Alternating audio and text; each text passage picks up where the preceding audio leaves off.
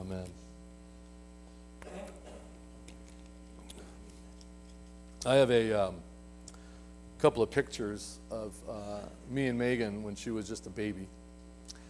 We had one of the kids in the youth group had a camera, and he was experimenting with this kind of fisheye lens. And so we have these, she was very, I don't even know if she was even a year old at that point. And she was in my arms, and Mikey, when he was about 5, he's 9 now, he's going to be 10 in February. So when he was about 5 years old, he saw the pictures on the wall in my room, and he's like, oh, who's that? I was like, oh, that's TT Megan. She goes, no, I figured that out. Who's that holding her? I was like, that's Poppy, Mikey. He goes, no, the one holding Megan. And I'm like, are you being a little smart aleck right now? I was like in my 20s, okay, pal? I'm not going to Walmart with you today.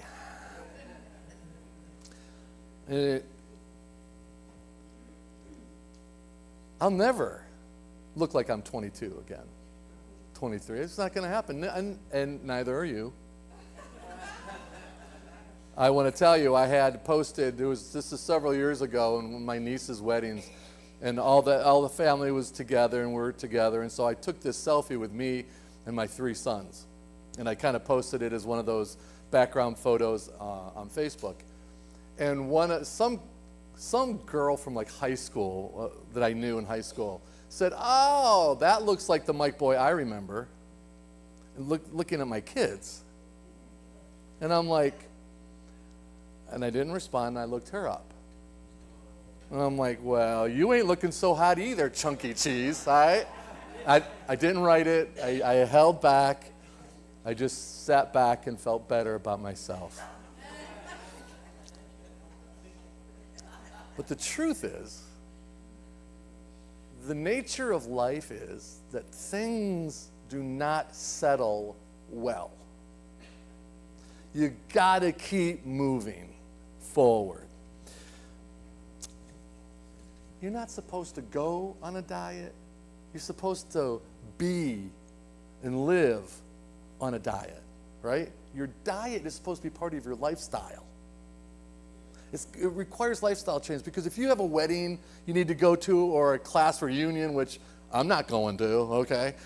And you got to lose those few pounds, and you go on a diet to lose those pounds, and then you look, but it's like, that's not, and then, because it's like, I can't wait for next month when I can go back to what I normally eat and how I normally rest and enjoy my life. It's like, no, we've got to somehow focus on pressing forward and changing. Before I get to the Bible, I just want to talk to you about this a minute.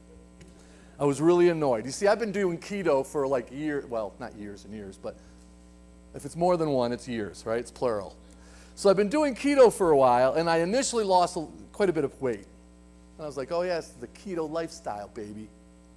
And then what happened is everybody found out about the keto diet, and they started making keto snacks. And I discovered something. There's a serving size on the back that they don't show you, they don't highlight that. It's like, this ice cream has 1 carb per serving. It's like, oh wow, 1 carb, that's awesome. And you look back and the serving's like a tablespoon, you know? What? And then you're gaining weight on this stuff. It's like that Seinfeld where they had the fat-free frozen yogurt that everyone was getting fat on. They got all mad at Jerry because he checked it out and it wasn't, you know, everyone was. This is life. See, some of us stay healthy because we are not by nature thin. You thin people, you think you got it all together, right? I can eat whatever I want, and I'm fine. And then you have people who, like, they run long distances, and they're the healthiest people, and they just keel over dead because their body's not supposed to run 100 miles. At least that's the way I perceive that. Dr. Mike says, don't run 100 miles. Just walk a few every day. We're in Philippians, right? And we're talking about what it means to be the church, what it means to be a congregation. So we're in chapter 3, and this is where Paul is talking about. Last week, we talked about the fact that all of the degrees that Paul had, and he was a very academic dude, all the things he had accomplished in his life meant absolutely nothing when compared to his relationship with Christ. He said, no matter what you have in your life, no matter how much money, no matter how much education, all of that is worthless in comparison. He's not saying education is worthless. He's not saying all those things that you work toward are worthless. He's saying compared to Christ, because without him, none of this will matter. That's his point. And he says, and this is where we're going to pick him up here in chapter 3. And in verse 12, he says, after saying all of that, he says, now I don't mean to say that I've already achieved the things that I have already or that I've already reached perfection. Okay, so I said that wrong, so it's probably confusing. I don't mean to say that I have already achieved the things or that I have already reached perfection. Now that word perfection simply means complete. Now, some of us think perfection is being somehow like never doing anything wrong. And that's not what that word actually means in the Greek. The Greek word means you're complete. You don't need anything else, which is another way of saying you're perfect. And that's not ever going to be the case while we're here on this planet. We're always going to need growth. So Paul is saying, listen, I'm not saying that I'm somehow complete like God, but I press on to possess that completion or that perfection for which Christ first possessed me. He said, just because I know that that is not physically possible in this life, I am going to continue to press on toward that. Because if I don't, it's like being on an escalator that's not broken. It's going to be moving up or down, right? And if you're on a down escalator, in order to go back up, you're going to have to struggle. Because if you just stay on the escalator, it's going to move down or it's going to move up, right? It's going to take you somewhere. And life is the same way. Things tend to work against us. We have to strain. We'll talk about that in a second. So no, dear brothers and sisters, I have not achieved that completion, but I focused on this one thing, forgetting the past and looking forward to what lies ahead. Looking forward in a positive way, I press on to reach the end of the race and receive the heavenly prize for which God, through Christ Jesus, is calling us. I keep working this. I work it hard. Let all who are spiritually mature agree on these things. And if you disagree on some point, I believe God's going to make it clear to you that you're eventually going to agree with Pastor Mike. Sorry, that's my version. But in verse 16, this is good. But we must hold on to the progress we have already made. So, this is Paul. He's in prison. He's in jail in Rome for preaching the gospel. He's talking to a group of believers who came to faith because of his ministry, right? And he's trying to help them understand a few things. On what it means to be a congregation, what it means to be a family in Christ. When we think about, or when we know that we need to be physically in shape, it means that you're going to have to do things that are uncomfortable. Like I said, I know, you do things in stages. So when I found out that keto, got me so far and no further, it didn't seem anyway, for me, my body type, whatever. So I decided, okay, let me try a month of full carnivore. And I went full carnivore. The only time I cheated, because I did this thing, no eating after 7 p.m., and so a couple times I had meetings and they went late, so I came home and I had a slice of cheddar cheese. I felt really naughty. I'm eating this at 8:30. I am being bad. And it felt good, a little good to be bad, you know what I mean? But it was only a little piece of cheddar cheese, so I felt all right about it at the end. But it's a pain in the neck. But I had to add like 2 notches to my belt. Just right? I know none of you noticed, okay? I realize that. I just tell myself it's so they don't see you as being fat. That's what I tell myself. And then I go for walks. And we do this like 2-mile trek in Paradise Park. We go up Devil's Perch. I don't feel like going up Devil's Perch. I call it Devil's Perch because it's pretty steep. And then it's like, okay, went up there with Kim and Mike a couple Sundays ago. I was talking to Mike. I was like, yeah. He's like, hey, Mike, is this when you usually run up? I was like, yeah, let's run up it. I run up it, and he's just dee doo, dee doo. Like you're not, whatever. Yeah. He probably didn't want to show me up is what he didn't want to do. But the thing is when you come to those things and you don't feel like doing it, it's like, no, we got to keep pressing on. You see, because I need to do this, I don't feel like I just want to go to the left where I can take that little shortcut because I don't want to feel that pain right now. I'm already winded. But God's like, keep pressing, right? Keep doing it. This is good for you. I think I was telling you the other day that one of the things as I'm nearing retirement age, I get all these like little articles and things about, because I clicked on one, and you know the algorithm, they start sending you all kinds of things. So there was actually this one kind of a neat little thing he was talking about it. Retired guy who's taken up writing, clearly. And so he's wrote this little thing about how you cannot, in retirement, seek comfort. Do not seek comfort. It will be an early grave.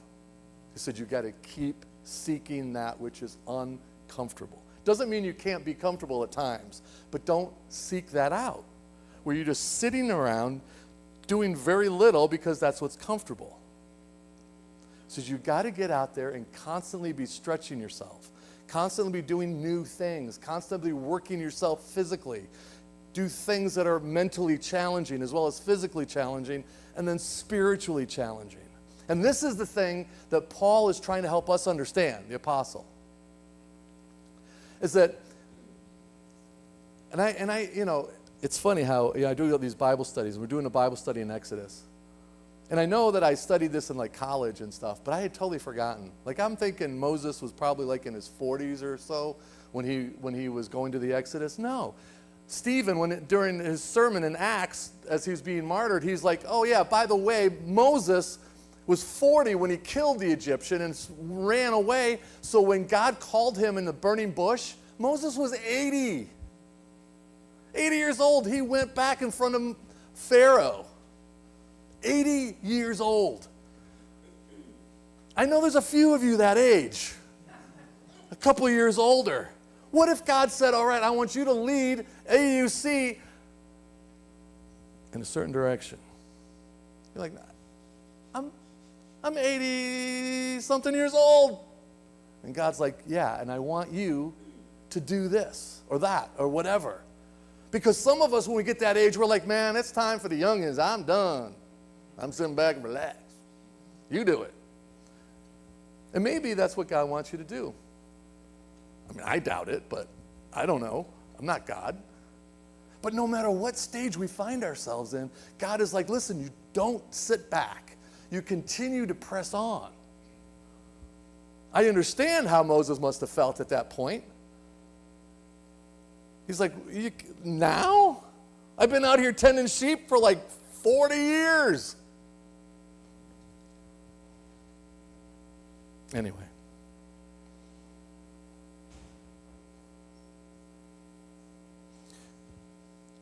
I kind of had this thing highlighted.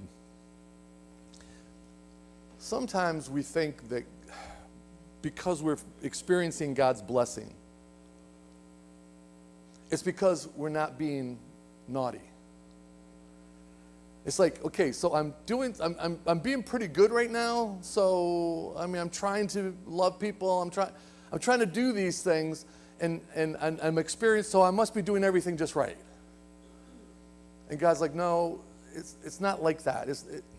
We can't allow our minds and our spiritual lives to be thinking that my relationship with God is all about being good or not being good.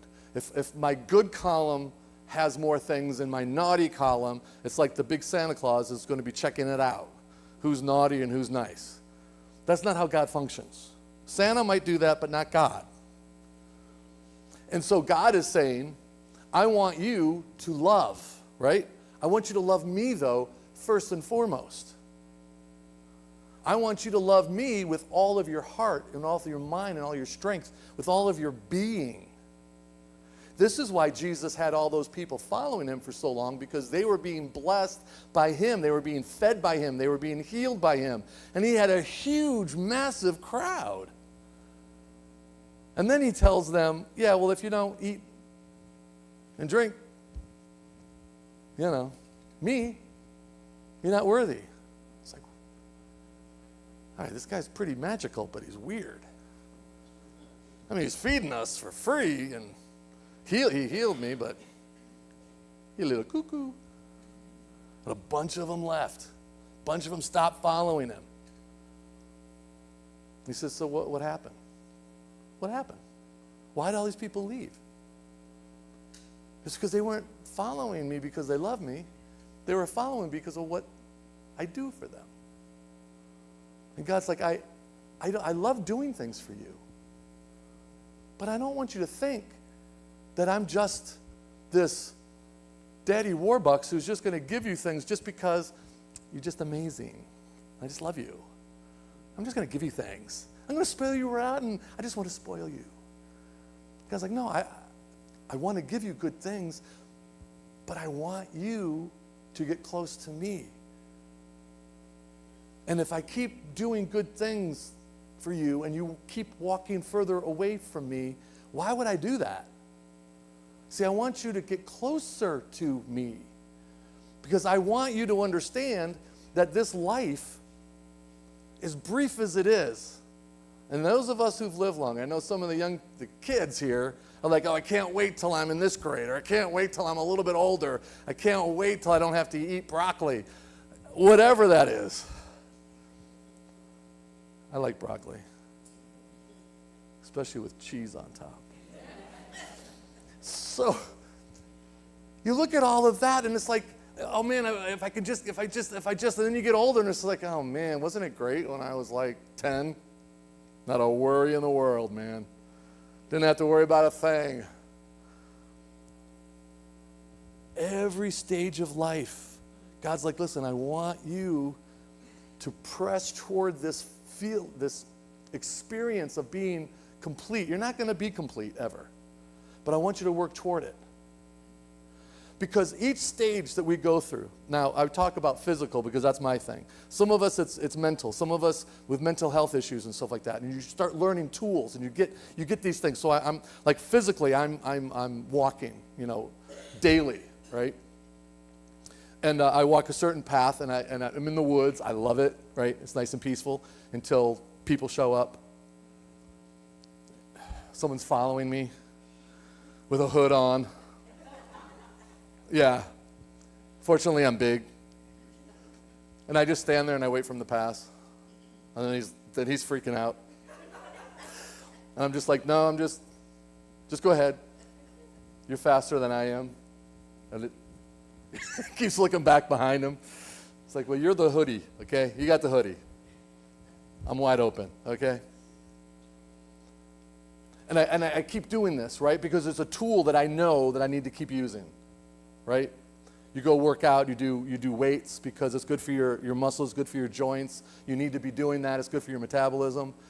So there's a certain routine I do for both upper and lower body, right? And you do that stuff. I'm not talking about huge weights. You're just talking about weights that have what we call resistance. So you do the resistance training because it's important to do, especially as you get older. So there's all these things I'm thinking about, and it's like, oh my gosh, I gotta walk. Okay, I gotta make sure I walk or bike or do something like that, and then I gotta That's right, weights. So I got these click weights, the adjustable weights. I got them at home. It's like, oh, this is going to be great because the days I get too busy, I can just, dial them up, start pumping iron up there. And I'm working, and they're kind of like in my office, and they just sit there, and I'm looking at them, I'm going, yeah, need to use you, baby. Pick you up and work you out. And I get distracted. That's what it is. It's distracted with work or family. I come back, I'm like, oh, yeah, you guys. And they're looking at me like, it's because I need to do that. I need to go to what I know. I've already been giving tools, right? But what we want to do is we want to take the easy way. Whether it's mentally or physically or whatever, it's because I need right now for someone to come, put their arm around me and say, Mike, it's going to be okay. Someday you're going to be just a little bit less fat, right? That's what I need you to know. And I just want someone to encourage me and just like hold on to me and love me just for the softiness I have, right? And some of us feel that way mentally. And it's just like whatever those emotional or mental issues are, it's like there's tools that we have that we've been given, but it's like they're hard and it's like I don't want to do it, but I know I need to. And God's like, I've given you that. Trust me. Keep doing what you know is good. Keep pressing on these things. Some of us have come from an addictive disorder kind of situation in our lives. And we used to, whether it's drinking or drugs or whatever that might be, and we're using that to cope. And then we go to potentially rehab or we go counseling and therapy and all that stuff, and we learn things. But it's like, oh man.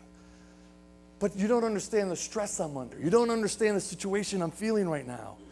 And the thing is that your brain is telling you, man, just take the stuff. Just do this. Just drink that. Just avoid this. And I'm telling you, you're going to feel better. And your brain starts working against you. Your brain becomes your worst enemy. And there's a part of your brain, and I think it's your spirit, who's saying, you got to retrain your brain. They call it cognitive behavioral therapy, where you're telling your brain to stop fearing. You're telling your brain to stop worrying, telling your brain, and your body will eventually work, and your spirit, God's spirit is saying, don't listen. I know you've got a lot of fear in your life, and I know you've got situations in your life, but trust me. And you keep working that. It is not, oh man, it is so hard. Whether you're doing it for your own body's sake, whether you're doing it for your mind's sake, whether you're doing it for your spirit's sake. It's like, I got to read the Bible. Tell me about it. I study the Bible for hours a week. I mean, I kind of enjoy it, but when you're busy, you got kids and you got work and you got situations and you got all these projects. Started a project last week. Moved my work, what do you call it? Workshop. That was a hard word, man. Shop. I was looking for shop. I hate that. I'm getting older. Workshop. And I moved it into my main garage, and I'm doing all this work, and I've got all this stuff going. It's like I feel so good. It's cathartic, and I got all this junk, and I'm throwing stuff away, and I'm cleaning it up, and it's getting clean, and it feels so good. And now I'm trying to take a window, and it's like I got to get Mikey, my grandson. It's like, I don't want to get Mikey. I got to get this done. Got to get this done. Got to get it done. It's driving me crazy. So I pick him up, take him home. Get on the PlayStation, Mikey, just for a little while. It's almost done, it's almost done. Poppy, yeah. And I'm just feeling that. You feel that like thud? That's what we feel. It's like I got something, and God's like, dude, you need to chill out. You feel that anxiety. It's like I got these things in my life, and God's like, you need to stop and pause and talk to me. You need to listen to me. I love you, and I'm going to take care of things. Trust me, get close to me. And all of those other things, all that noise that's surrounding you, I will quiet it. because I am your God, and I love you like no one else ever could or ever will. Trust me. All right, let's pray.